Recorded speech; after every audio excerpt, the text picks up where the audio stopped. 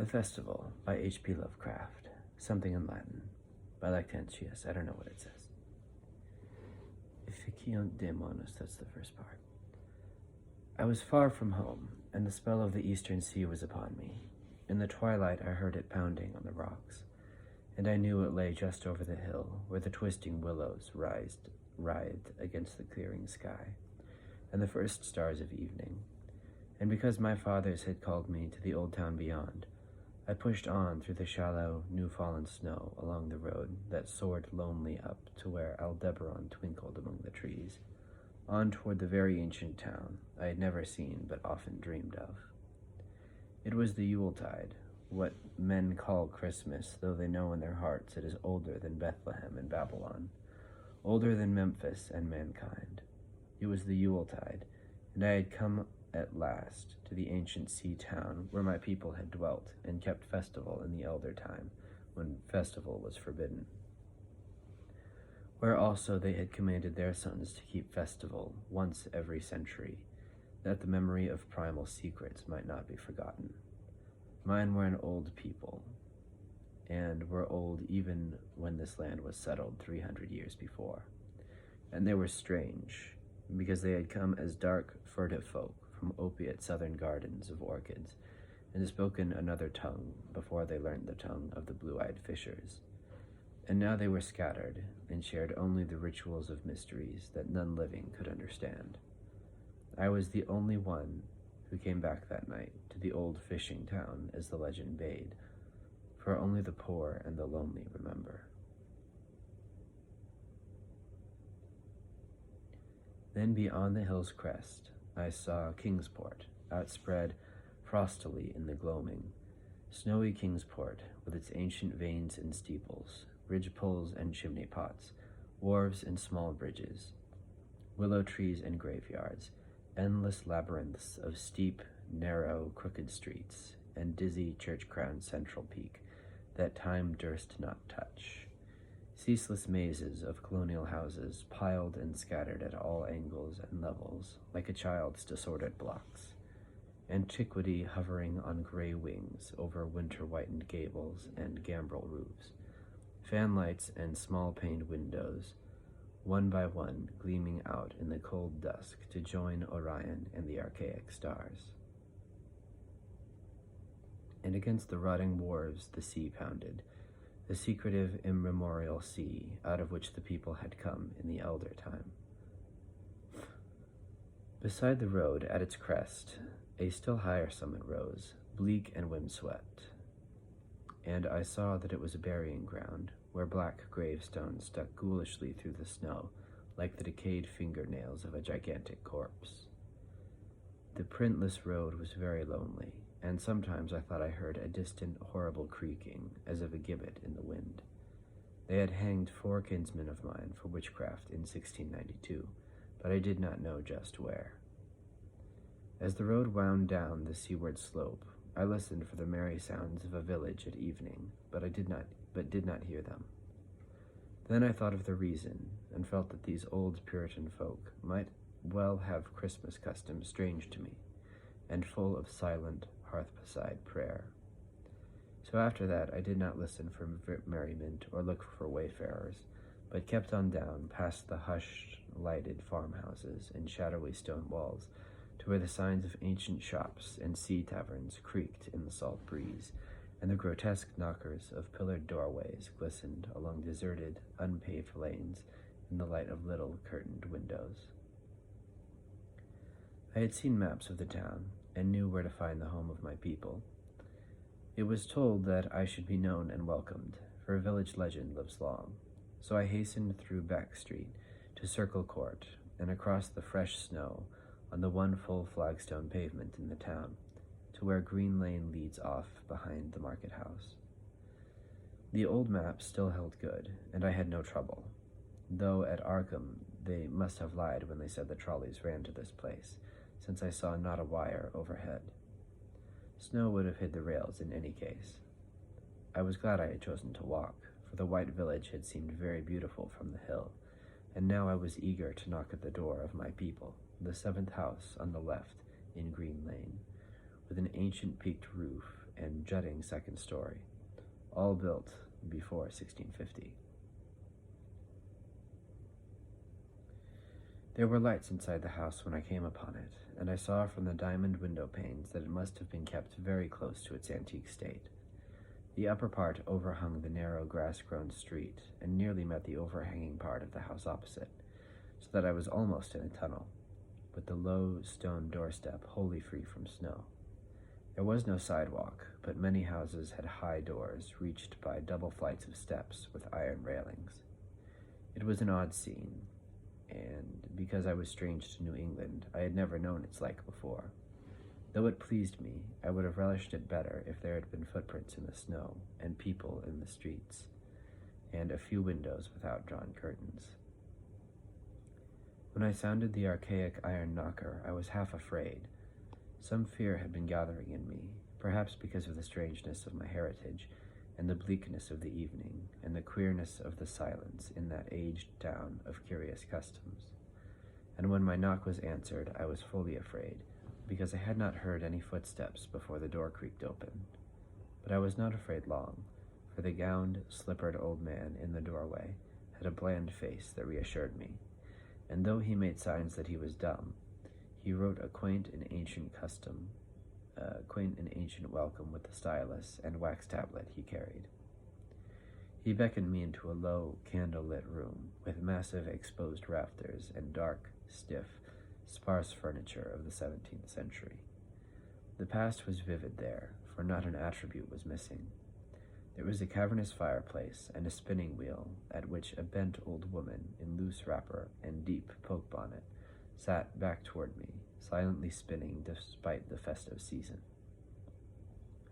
An indefinite dampness seemed upon the place, and I marveled that no fire should be blazing. The high-backed settle faced the row of curtained windows at the left, and seemed to be occupied, though I was not sure. I did not like everything about what I saw, and felt again the fear I had had. This fear grew stronger from what had before lessened it, for the more I looked at the old man's bland face, the more its very blandness terrified me. The eyes never moved, and the skin was too like wax. Finally, I was sure it was not a face at all, but a fiendishly cunning mask. But the flabby hands, curiously gloved, wrote genially on the tablet, and told me I must wait a while before I could be led to the place of festival. Pointing to a chair, table, and pile of books, the old man now left the room, and when I sat down to read, I saw that the books were hoary and moldy, and that they included old Morrister's wild marvels of science, the terrible Saducismus Triumphatus of Joseph Glanville, published in 1681, the shocking Demonolatreia of Remigius, printed in 1595 at Lyons, and, worst of all, the unmentionable Necronomicon of the mad Arab Abdul al-Hazred in Olas Wormius, forbidden Latin translation. A book which I had never seen, but of which I had heard monstrous things whispered. No one spoke to me, but I could hear the creaking of signs in the wind outside, and the whir of the wheel as the bonneted old woman continued her silent spinning. I thought the room and the books and the people very morbid and disquieting, but because an old tradition of my father's had summoned me to strange feastings, I resolved to expect queer things.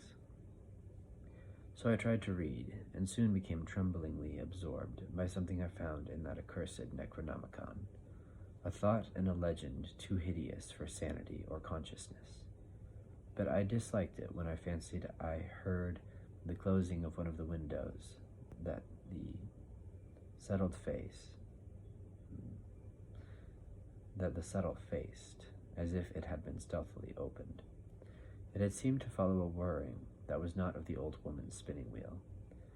This was not much, though, for the old woman was spinning very hard, and the aged clock had been striking. After that, I lost the feeling that there were persons on the settle, and was reading intently and shudderingly when the old man came back, booted and dressed in a loose antique costume, and sat down on that very bench, so that I could not see him.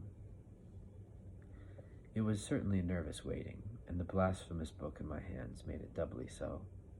When 11 struck, however, the old man stood up, glided to a massive carved chest in a corner, and got 2 hooded cloaks, one of which he donned, and the other of which he draped round the old woman, who was ceasing her monotonous spinning. Then they both started for the outer door, the woman lamely creeping, and the old man, after picking up the very book I had been reading, beckoning me as he drew his hood over that unmoving face or mask. We went out into the moonless and tortuous network of that incredibly ancient town, went out as the lights in the curtained windows disappeared one by one, and the dog star leered at the throng of cowled, cloaked figures that poured silently from every doorway and formed monstrous processions up this street and that. Past the creaking signs and antediluvian gables, the thatched roofs and diamond-paned windows, threading precipitous lanes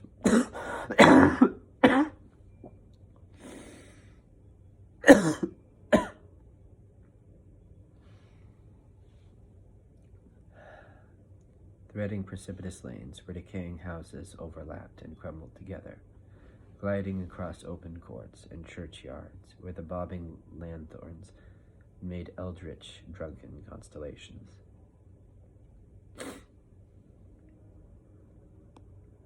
Amid these hushed throngs, I followed my voiceless guides, jostled by elbows that seemed preternaturally soft, and pressed by chests and stomachs that seemed abnormally pulpy, but seeing never a face and hearing never a word.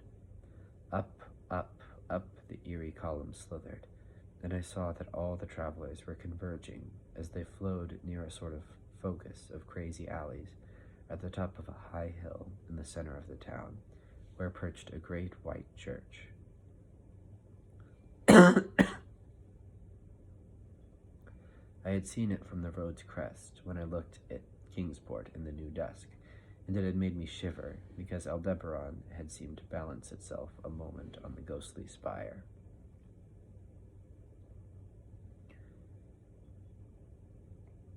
There was an open space around the church, partly a churchyard with spectral shafts, and partly a half-paved square, swept nearly bare of snow by the wind, and lined with unwholesomely archaic houses having peaked roofs and overhanging gables.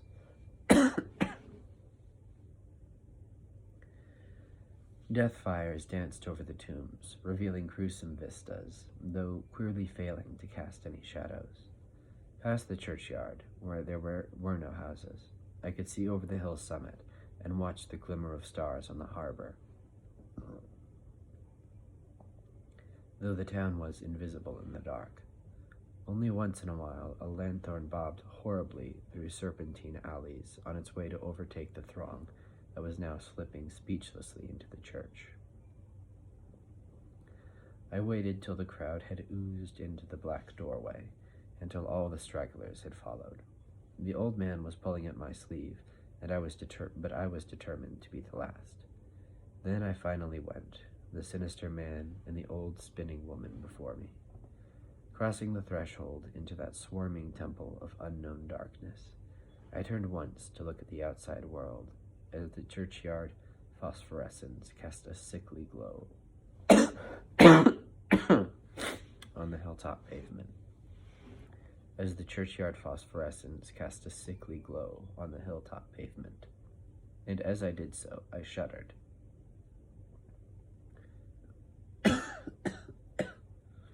For though the wind had not left much snow, a few patches did remain on the path near the door. And in that fleeting backward look, it seemed to my troubled eyes that they bore no mark of passing feet, not even mine.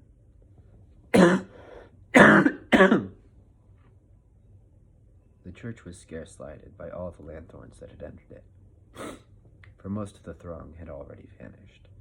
They had streamed up the aisle between the high white pews to the trap door of the vaults which yawned loathsomely open just before the pulpit, and were now squirming noiselessly in. I followed dumbly down the foot-worn steps and into the dank, suffocating crypt. The tale of that sinuous line of night marchers seemed very horrible, and as I saw them wriggling into a venerable tomb, they seemed more horrible still. Then I noticed that the tomb's floor had an aperture down which the throng was sliding, and in a moment we were all descending an ominous staircase of rough-hewn stone, a narrow spiral staircase, damp and peculiarly odorous, that wound endlessly down into the bowels of the hill, past monotonous walls of dripping stone blocks and crumbling mortar.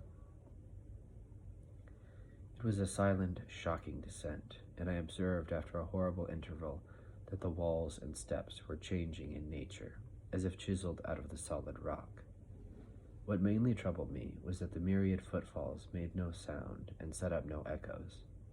After more eons of descent, I saw some side passages or burrows leading from unknown recesses of blackness to this shaft of nighted mystery. Soon they became excessively numerous, like impious catacombs of nameless menace, and their pungent odor of decay grew quite unbearable. I knew we must have passed down through the mountain and beneath the earth of Kingsport itself, and I shivered that a town should be so aged and maggoty with subterraneous evil. Then I saw the lurid shimmering of pale light, and heard the insidious lapping of sunless waters. Again I shivered, for I did not like the things that the night had brought, and wished bitterly that no forefather had summoned me to this primal rite.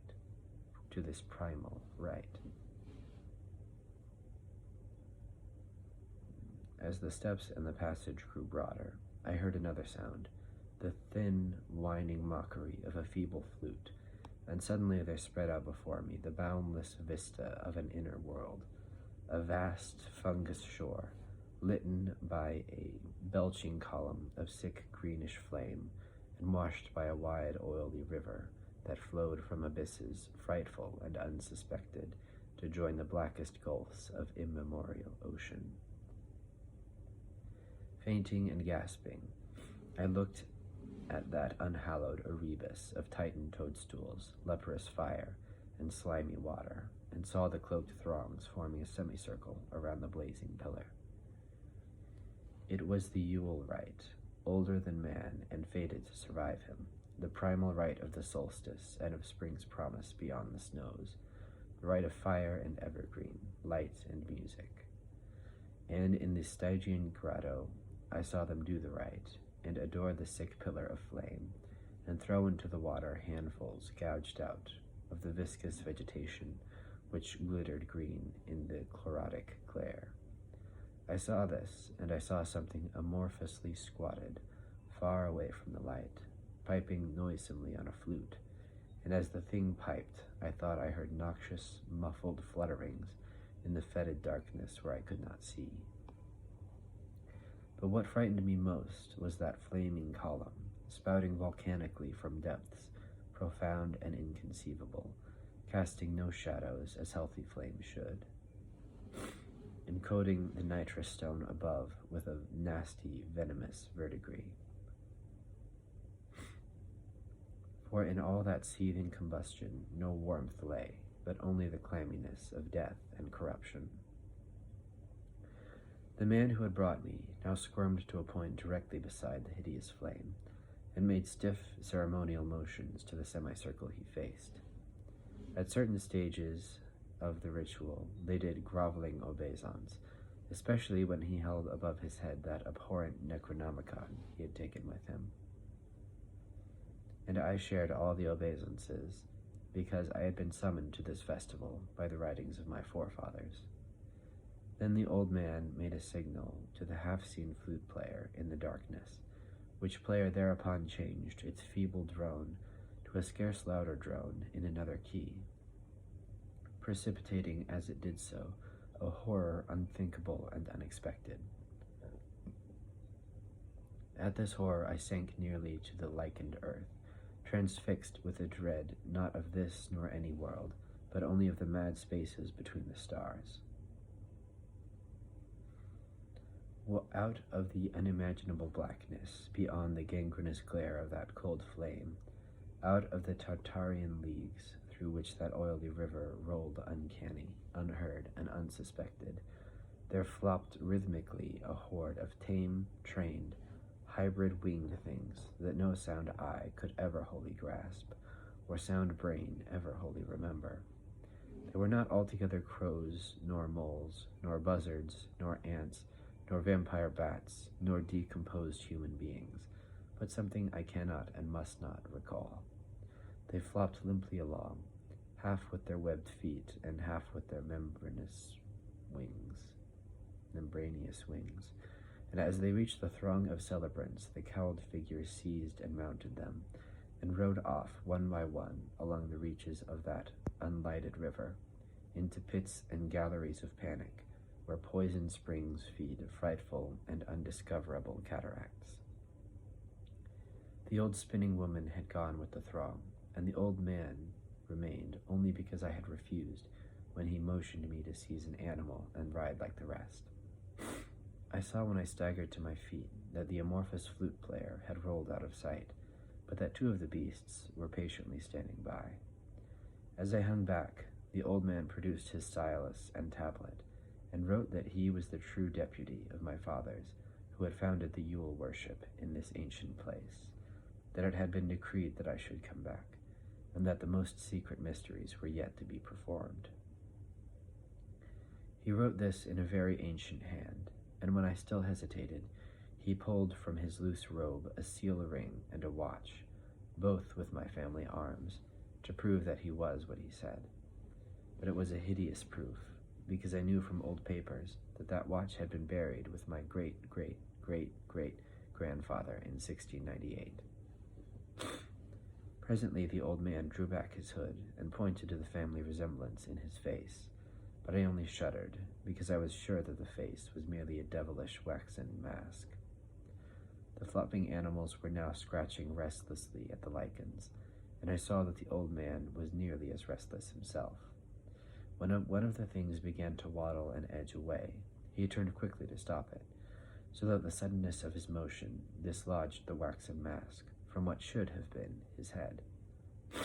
And then, because that nightmare's position barred me from the stone staircase down which we had come, I flung myself into the oily underground river that bubbled somewhere to the caves of the sea, flung myself into that putrescent juice of earth's inner horrors before the madness of my screams could bring down upon me all the charnel legions these pest gulfs might conceal. At the hospital they told me I had been found half frozen in Kingsport Harbor at dawn, clinging to the drifting spar that accident sent to save me. They told me I had taken the wrong fork of the hill road the night before and fallen over the cliffs at Orange Point, a thing they deduced from prints found in the snow.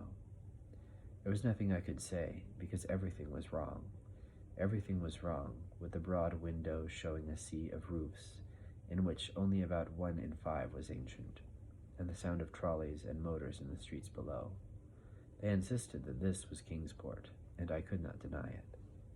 When I went delirious at hearing that the hospital stood near the old churchyard on Central Hill, they sent me to St. Mary's Hospital in Arkham, where I could have better care. I liked it there, for the doctors were broad-minded, and even lent me their influence in obtaining the carefully sheltered copy of Alhazred's objectionable Necronomicon from the library of Miskatonic University. They said something about a psychosis, and I agreed I had better get any harassing obsessions off my mind. So I read again that hideous chapter, and shuddered doubly, because it was indeed not new to me. I had seen it before, let footprints tell what they might, and where it was I had seen it were best forgotten. There was no one, in waking hours, who could remind me of it, but my dreams are filled with terror, because of phrases I dare not quote. I dare quote only one paragraph, put into such English as I can make from the awkward Low Latin. "The nethermost caverns," wrote the mad Arab, "are not for the fathoming of eyes that see, for their marvels are strange and terrific. Cursed the ground where dead thoughts live new and oddly bodied, and evil the mind that is held by no head. Wisely did Ibn Shakabau say that happy is the tomb where no wizard hath lain, and happy the town at night whose wizards are all ashes.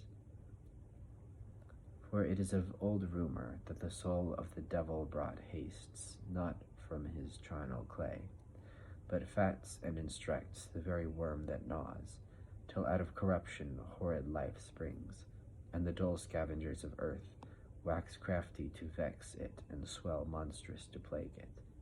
Great holes secretly are digged, where earth's pores ought to suffice, and things have learned to walk that ought to crawl.